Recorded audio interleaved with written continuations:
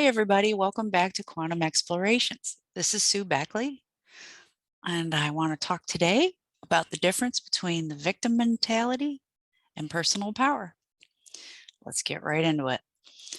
So, as we're children growing up, we start to learn about our world, and we're basically taught that if somebody does something to you, that you're a victim of that behavior, and that person is a perpetrator. And our society laws protect people, are intended to protect people from being victimized, and so that's good. I have no uh qualms with that, and there's a very clear reason why that happens.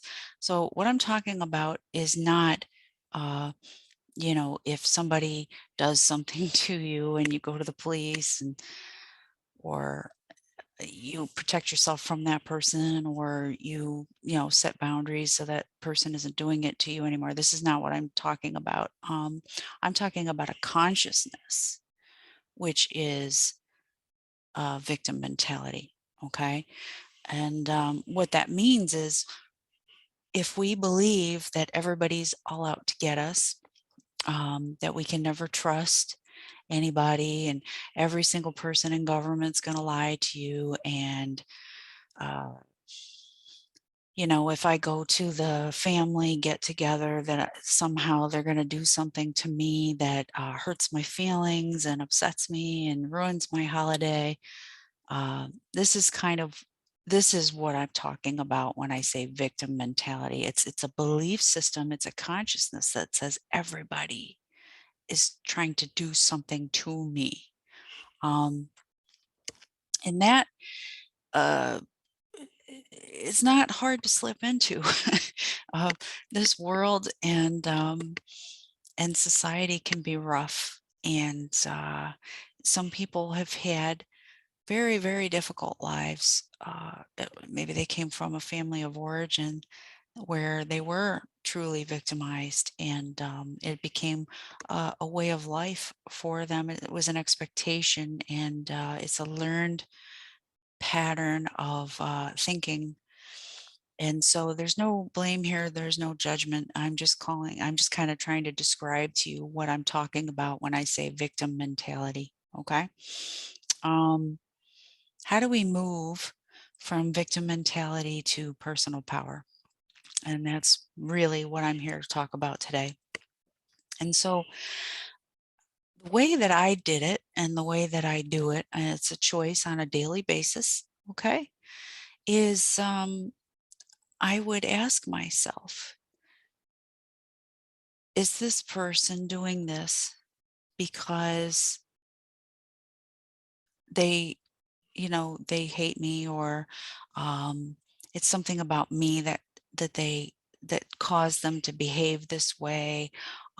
Or is this just kind of how the person operates in life? And maybe I need to shield myself from this person or this organization, or um, these are questions, and we call it daily reflection, or we call it internalizing our thoughts, and bringing our thoughts out from the internal to the conscious awareness, and say, okay, what am I thinking about this situation, in essence? And if I'm going into a scenario or a situation, what am I projecting onto that scenario before I even get there? By way of my thoughts and how I think about things and how I interact with the world. And this takes quite a bit of fortitude to do with yourself on a daily. It requires daily reflection to move from victim mentality to personal power. And so really, um, what I'm suggesting is that sometimes when you walk into the room and maybe somebody's looking at you, or you see two people talking, maybe they just notice that you walked in the room. They're not judging you. Okay. Maybe they're just having a conversation probably about something completely unrelated to you. But if you walk into the room with with the victim mentality, you're going to assume pretty much everything's about you. And it can be a defense mechanism. As I said before, you may have had trauma in your life. You may have had difficult situations where you have had to be on guard, or things really were about you. And so you've become defensive of your person. And that's a defense mechanism, which is completely valid. How do we move from that to changing your decision about every scenario moving forward? That's the key. And so maybe when you walk in the room, you become aware of your thoughts, or your insecurities, and you say, yeah, those people are over there talking, but chances are they could have been talking well before I got here, and it probably has nothing to do with me. Maybe somebody's looking at my outfit, or they're staring at me because they're looking at how I look today, and maybe it's because I look really good, or maybe I came in walking in with a sunny attitude or a positive attitude, and that energy, because that energy shows, other people can pick up on those energies. Maybe they're just appreciating the fact that I came here today and that I'm offering my positive energy, and or maybe I just look nice. I took time to, attend to my appearance, and I look really, really good today. So it's what I'm suggesting is what we call in, psychology, cognitive behavioral therapy. You are constantly monitoring your thoughts about situations to kind of catch yourself. Are there times where you're just automatically assuming that something is somebody's talking about you, or because somebody's staring at you, that is because of a bad reason or a negative reason? Or could it be for a positive reason? Or could it be for no reason at all, that you just happen to walk in the room and they noticed you and they stopped to take note of you, and then they went on with whatever they were doing, right? It may have nothing to do with you or something about you. Um, okay, so maybe want to approach this another way, on top of what I just said. Personal power means that you understand in any given situation you have choices. Um, Whereas in a victim mentality, you feel that you don't have choice, that that you're compelled to do something. I'll go back to the family unit again for this example. So the holidays, right? So I was talking earlier about, oh, you're going to the holidays and you're really worried because, Uncle Fred always starts a fight and Aunt Janine is really judgmental, so on and so forth. Um, First of all, your first choice is whether you go or not. Okay. Um, just because it's family doesn't mean you have to go. That's choice number one. Choice number two, um, are you going to go on their terms, or are you going to go on your own terms? In other words, are you the one who always does all the work? Are you the one who brings all the food? Are you the one who makes all the arrangements, like the reservations if you're going out to dinner, those sort of things? Um, if you feel like you've been put in a position year after year of always being the one that makes things happen, you can change that too. You could start setting down some boundaries of what you're willing to do, what you have the energy to do, what you have the money to do. I know some people that have gone into some serious debt, and it's usually around the holidays because they feel compelled to pay for everything. You don't have to. You can negotiate that. And, it can start with something like this, as you're talking to your family members, you can suggest something like, well, instead of everybody getting a gift, how about we do put a name in a hat, and we buy each other one gift, a lot cheaper, especially if you have a big family.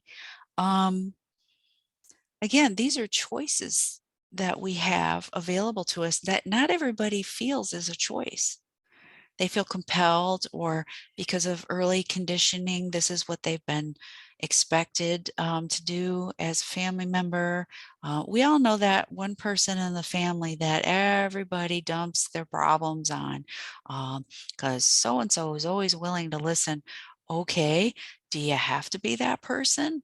Maybe you have been doing it for a very long time and you're kind of tired, or maybe, God forbid, you should have your own problem that you're dealing with, that you're grappling with, and you can't, you're up to here in it and you're dealing with it, but like you can't really add everybody else's problems to yours and still have mental health, have sovereignty and feel safe and comfortable.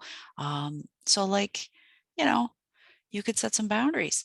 You can let these people know, hey, I'm kind of dealing with something right now. It's not that I don't care about what you're going through. However, I can't give you the attention that you need, or have the time to sit and talk with you like I did in the past, because I'm really going through something right now. That's setting a boundary. That's letting people know I have something going on in my life. Okay. Um, Another example, well, we've already talked about the get-togethers. You don't have to go, but if you choose to go, you can do it on your terms. What about when somebody comes to your house on a regular, and maybe that somebody or a group of somebody's, every time they come, they're just coming with all kinds of chaos, some crisis, chaos, somebody's mad at somebody, they're arguing, and that sort of thing. um, yeah. Okay. So, how do we handle that? Um, Maybe you're not available for this family get together this year. Or if you are available and you really want to, have them come over, check in a day or two ahead of time or that morning of. How's everybody doing? You know, um, Anything going on? Everything okay? I know that seems a little caretakey, but if you've already committed to the meeting or the get together, you don't necessarily want to cancel it out of hand. If everything's going fine, 'cause you get every year or two you get lucky and nobody's in crisis and chaos. But then what do you do? Then what do you do? You call them and how's everything going? And you find out there's some stuff going down. Now what? Hey, you know what? Sounds like you guys need a little time to process what's going on. How about you come over later? I could always push dinner up, or, we can always have our get together, in the evening instead of the afternoon. Why don't you take some time and filter this through? And then you can say, and let me know if you don't think you can make it. If you're still working things out or still having difficulties or whatever, don't really feel like hanging out or having this get together, you can tell me. You can cancel. That's okay. But what you're really saying to that person is, don't bring it to my house. You know, um, you guys work it out. You guys figure it out. Because I'll tell you, there are people that will every single time they will shit on your holiday, and they won't think twice about it because they've been doing it for years. And what you're really saying to them is, I'm not really up for that. And sometimes you have to come right out and say it too. You know, I'm trying to give subtle suggestions for how to handle folks like that. But, if you try the subtleties and those aren't working, sometimes you got to come right out and say, hey, listen, I'm just not up for having a get together. If everybody's mad at each other, it just kind of ruins my day. I've spent a lot of time and planning getting this thing together, and I really don't want it ruined by the drama going on in with you all right now. Does that sound harsh? Mm, or is it just true? I mean, we can put a judgment on it if we want, and we cannot control how they respond to those sort of boundaries, right? That's the power part. That's moving into your personal power. When you make a statement, make a suggestion, they're still not getting the hint, then you finally have to hit them over the head with it. Then you come out and say exactly what you need to say, and you don't feel guilty about it, and you're not tied to the outcome. You're not worried about their response. Okay? Because we can't be in control of other people's feelings and responses and things like that, especially when we've tried to tell them over and over and they don't listen, then finally we just kind of like get to the point where we say, okay, I'm going to hit you over the head with it. I'm going to tell you exactly the way it is. And you've done your part. That's your personal power. They have their own personal power. Okay. How they respond is their responsibility. And the difference really between victim mentality and personal power is when we realize that we don't have to control and that we in fact can't control other people's feelings and responses. That's when we move from the victim into powerful beings that we are. I mean, by nature we are. We've just forgotten. And we are each entitled to our peace and whatever money we've made and whatever abundance we have in our lives. We've carved out for ourselves. We're entitled to maintain that and not just give it away to people that will take and take and take and take. Okay?